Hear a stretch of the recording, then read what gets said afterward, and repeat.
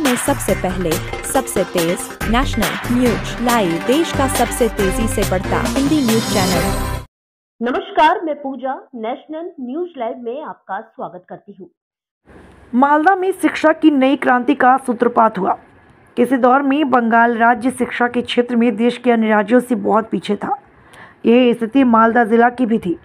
शिक्षा के प्रति लोगों में जागरूकता आई तो मालदा जिला में कालियाचा कुर्बान के नेतृत्व में शैक्षिक क्रांति का सूत्रपात हुआ। टारगेट पॉइंट स्कूल मालदा को 2018 में लगातार राज्य की शीर्ष 10 सूची में स्थान दिया गया। 2025 में यह राज्य के शीर्ष 10 मेरिट सूची में स्थान पर है। एमडी इंजामामुल हक ने इस वर्ष 8वां स्थान प्राप्त किया। स्कूल का अनुशासन और निरंतरता यह साबित करती है कि यह स्कूल भविष्य में महान कार्य करेगा। स्कूल परिसर में छात्रों के बीच एक सामंजस्यपूर्ण माहौल है। स्कूल में शिक्षकों से लेकर छात्रों तक सभी के बीच खुशी के संदेश दिखे जा सकते हैं। हाल के दिनों में कई छात्रों ने राज्य और देश के विभिन्न हिस्सों में डॉक्टर, इंजीनियर आदि जैसे विभिन्न व्यवसायों में उत्कृष्ट प्रदर्शन किया। हर साल मेरिट सूची में स्थान बनाने वाले स्कूल अब राज्य के शीर्ष पर है। जिले के विभिन्न भागों से छात्र इस स्कूल में पढ़ने आते हैं। इस स्कूल में ज़रूरतमंद छात्रों के लिए सभी सुविधाएं उपलब्ध हैं। शिक्षा के माध्यम से मालदा जिला पश्चिम बंगाल के अन्य जिलों को प्रेरित कर रहा है।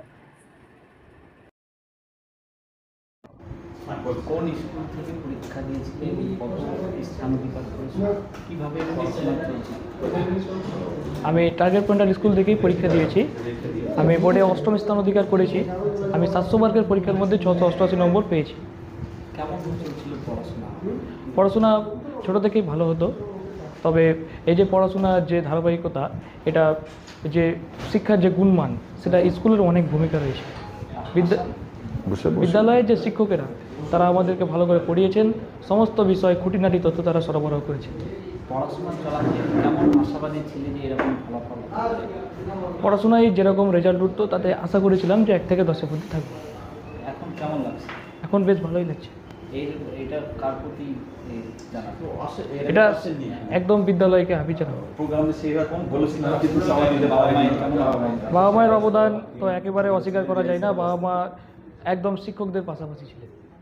তাদের যে ভূমিকা, বাবা একজন ব্যবসায়ী স্যারের। পরিবারে আমার মা, আমার একটা ভাই আর একটা বোন, আমরা 5 জন। এই ফলাফলের পরে আগামী দিনে কি ভবিষ্যৎ পরিকল্পনা রয়েছে? আমি চেয়েছি ডাক্তার হবার। নাম?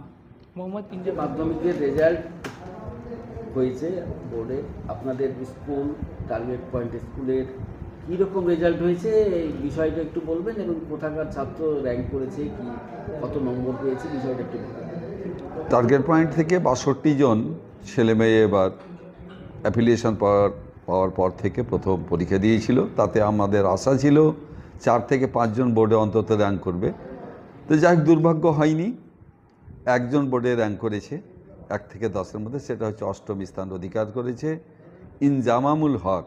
সে 688 নাম্বার পেয়েছে, রাজ্যে 8ম হয়েছে এবং টার্গেট পয়েন্ট স্কুলে প্রথম হয়েছে। আচ্ছা, বলছি যে হচ্ছে কালিয়াচক যদুপুর, যেটা যদুপুর থেকে টার্গেট পয়েন্ট স্কুলে 5ম শ্রেণী থেকেই সে লেখাপড়া করেছে।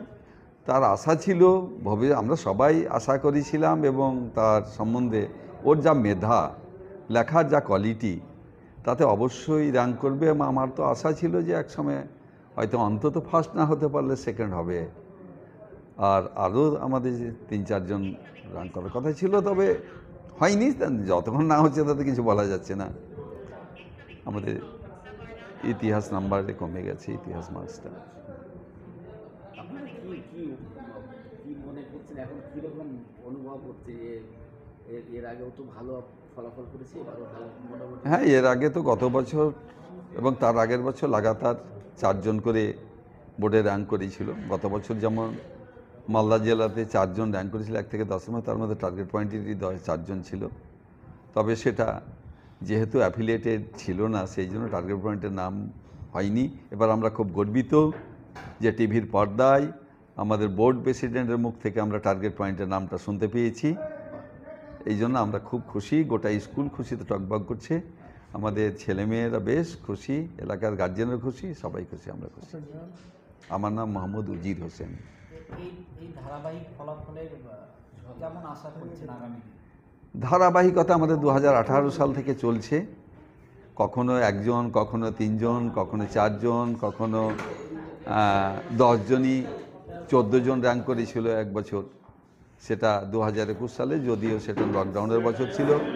এবং আগামী দিনে আমরা আশা করি সেই ধারাবাহিকতা বজায় থাকবে, অন্তত 2 জন 3 জন 4 জন করে আমাদের বোর্ডে র্যাঙ্ক করবে, এইটুকু আমরা আশা রাখছি। আমাদের কঠোর পরিশ্রম করে যাচ্ছি, চালিয়ে যাচ্ছি, তবে ভাগ্যে না থাকলে তো আবার হবে না, ভাগ্যে আমি বিশ্বাসী। खबरों में सबसे पहले सबसे तेज नेशनल न्यूज लाइव, देश का सबसे तेजी से आगे बढ़ता हिंदी न्यूज चैनल उपलब्ध है डिजिटल केबल नेटवर्क पर an Android based DTH smart setup box, सभी OTT प्लेटफॉर्म। 24 घंटे लाइव देखिए हमारे सोशल मीडिया पेजेस पर।